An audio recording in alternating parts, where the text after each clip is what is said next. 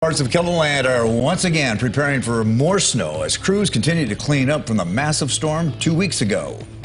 Plus, lawmakers have officially filed the bill to repeal the grocery tax. We look at what's proposed straight ahead. And later, an animal rescue shelter needs your help to make sure more dogs have forever homes. We're going to bring you their story coming up. Good afternoon. Thanks for tuning in to First at 4. I'm Kelly Bull. And I'm Don Jorgensen. We're following some breaking news. A former child care worker accused of having sexual contact with children at a Lincoln County daycare faces additional charges now. And we first reported on 27-year-old Chris Phoumy in September. Court papers said he was working as a teacher at Kids Are Kids Learning Academy in Sioux Falls when a parent reported seeing him on camera touching a child under a blanket during nap time. He's pleaded not guilty in that case. And now KELOLAND News has obtained court papers in a second case. This time, he's charged with 9 counts of sexual contact with children in Minnehaha County.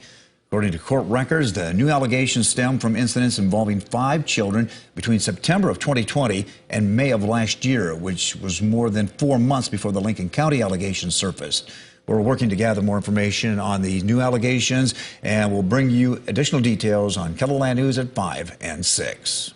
We're also following some developing news out of Aberdeen this afternoon. Presentation College says it will close at the end of the spring and summer classes. The college in Aberdeen says it will not enroll students for the 2023-24 academic year. Presentation says there are 3 teach-out agreements with other higher education institutions. A teach-out means students will be able to complete their degrees at those institutions. There will be a job fair this spring to help staff find new employment. More snow is on the way for parts of KELOLAND as crews continue to clean up from the snowstorm just 2 weeks ago. Crews in Sioux Falls are still picking up the snow around town. Streets manager Dustin Hanson says that they're currently working on the emergency routes and school areas. With more snow expected tomorrow, he says crews will stop picking up the snow and then start plowing the streets yet again.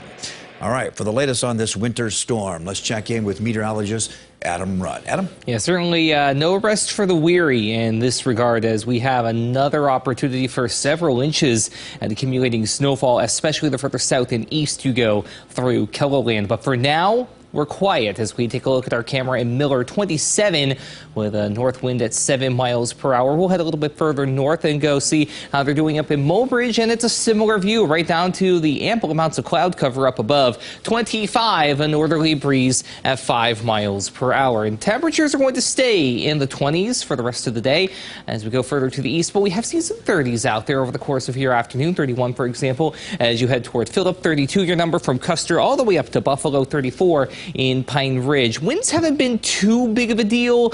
It's been a little on the breezy side east of the James River Valley and up toward the northeastern corner of South Dakota. But beyond that, the wind has been kept in check. But that is expected to change as we head into the middle portion of the week with this low pressure system that we're going to be watching. Until we get to that point, like I said, not much going on. Those flurries up in northeastern South Dakota earlier today have finally gotten on out of here.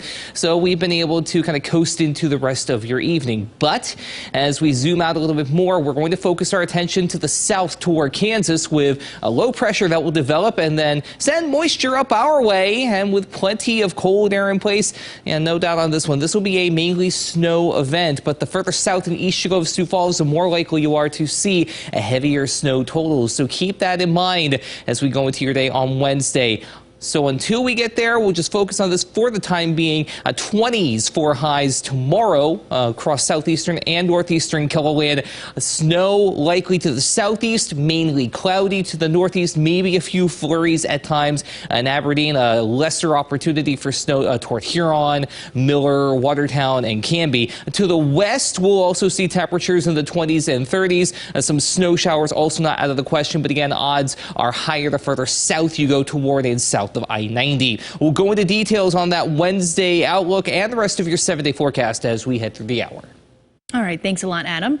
Well, there's now a bill in the South Dakota legislature that would eliminate the state's sales tax on food. KELOLAND's Dan Santella is joining us with a closer look at House Bill 1075. Good afternoon, Dan. Hey, Kelly. Tell us about this bill. So it has bipartisan support. Of course, this isn't the first time it's had bipartisan support in recent history. It had the support of all three candidates in the state gubernatorial race this past fall, including, of course, major party candidates Kristi Noem and her Democratic opponent Jamie Smith. A news release today from the governor's office says this will be, quote, the largest tax cut in South Dakota history. And as you just mentioned, this bill does have some history behind it. Tell us a little bit about that. Yeah, the history goes back several years. Democratic and Republican lawmakers have each sought to exempt food from state taxation. And what are you working on regarding this coming up? Well, a lawmaker from each side of the aisle who's each supporting the bill, Rael Nesiba from the Democrats, Mary Fitzgerald from the Republicans, and I also talked to a grocery shopper this afternoon. All right, well, we look forward to it. Thanks a lot. Thank you, Kelly. North Dakota lawmakers are considering a bill that would lower prescription drug prices. The proposal calls for using international reference-rated pricing that would allow North Dakota to import more affordable drug payment rates from Canada. However, there are concerns about whether the price control is effective and sustainable. A similar bill was passed in Maine in 2021. In Wyoming, a group of GOP lawmakers wants to end electric vehicle sales by the year of 2035, saying that the move will help safeguard oil and gas industries. The bill says that the citizens and industries would be encouraged not to purchase electric vehicles before the ban goes into effect. It also says that the oil industry has employed thousands of people in the state. However, 15 other states, including New York and California, have moved to ban gas-powered vehicle sales.